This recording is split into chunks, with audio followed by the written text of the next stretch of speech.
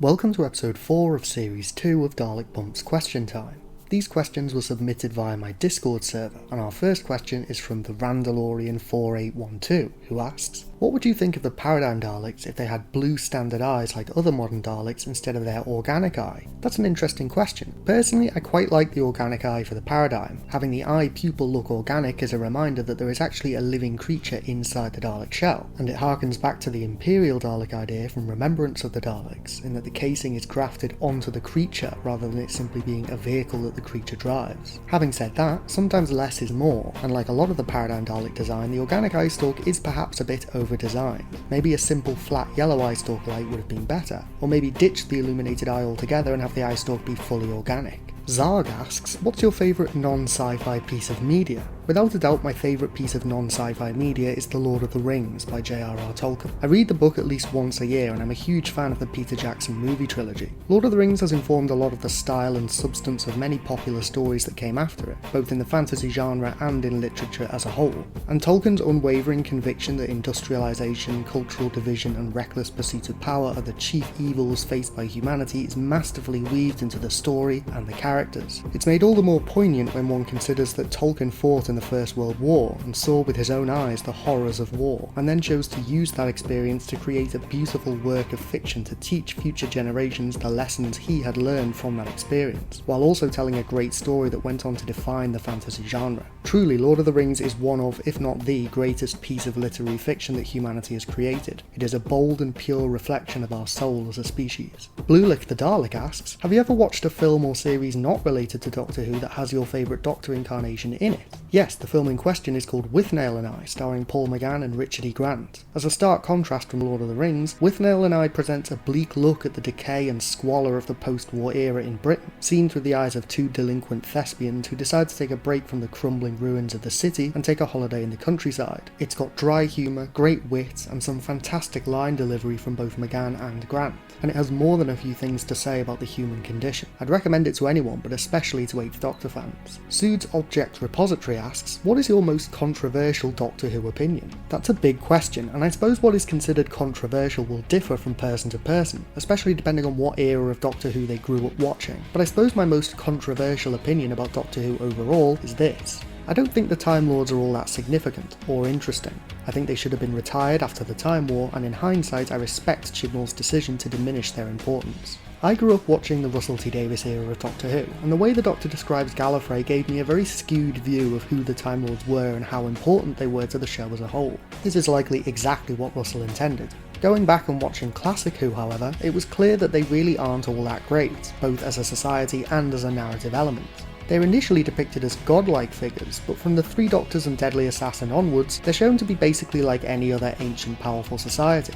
Corrupt, arrogant, and, as the 6th Doctor puts it in Trial of a Time Lord, rotten to the core. I find most Gallifrey stories to be kinda tedious, and while I do think that individual Time Lord characters like Rassilon, Barusa, Omega, the Master, and Romana can be interesting, as a society they're a dead weight on the show. Russell clearly recognised this because he destroyed them at the first chance he got, understanding that the Time Lords were much more used to the show dead than alive. And while I definitely wouldn't have gone about it the way he did, now that the dust has settled, I am glad that Chibnall bit the bullet and added new lore that upended the stuff from the Deadly Assassin onwards, as I think the show and Big Finish Audios too had gotten way too attached to the Time Lords since the 70s, and it had gotten to the point where they were long overdue an episode in which they were taken down a peg. Hellbent was a good start, but it didn't make up for the fact that Moffat brazenly brought the Time Lords back. And honestly, I think the only good way to carry the Time Lords forward as a concept post-Time War is to put their society in a situation in which it is separated from Gallifrey, forced to wander the universe as a displaced people, and made to confront their xenophobia and elitism now that their power base is shattered. A story that explores the ins and outs of a colony of Time Lords that settled on Earth, led by Romana or Susan perhaps, would be interesting. There'd be potential for some factionalism.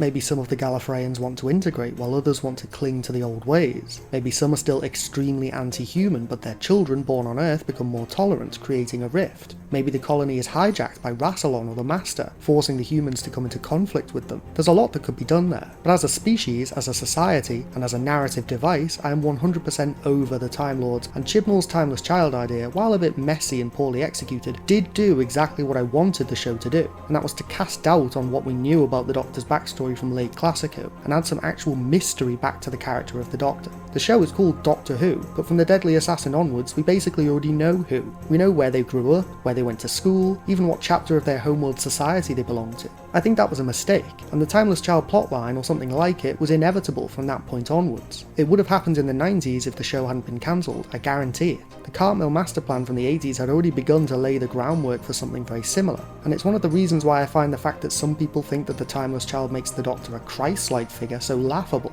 The only reason why someone would reach such a conclusion is that they either didn't fully understand the story of the Timeless Child, and the role that the child plays in Time Lord history, or if they did understand it but also had a massively inflated view of the Time Lord's overall significance to the show as a whole. Think about it. If Doctor Who simply decided to never ever mention Gallifrey or the Time Lords ever again, would anything about the show actually change? I think not. It would go on as it always has. So what difference does it make?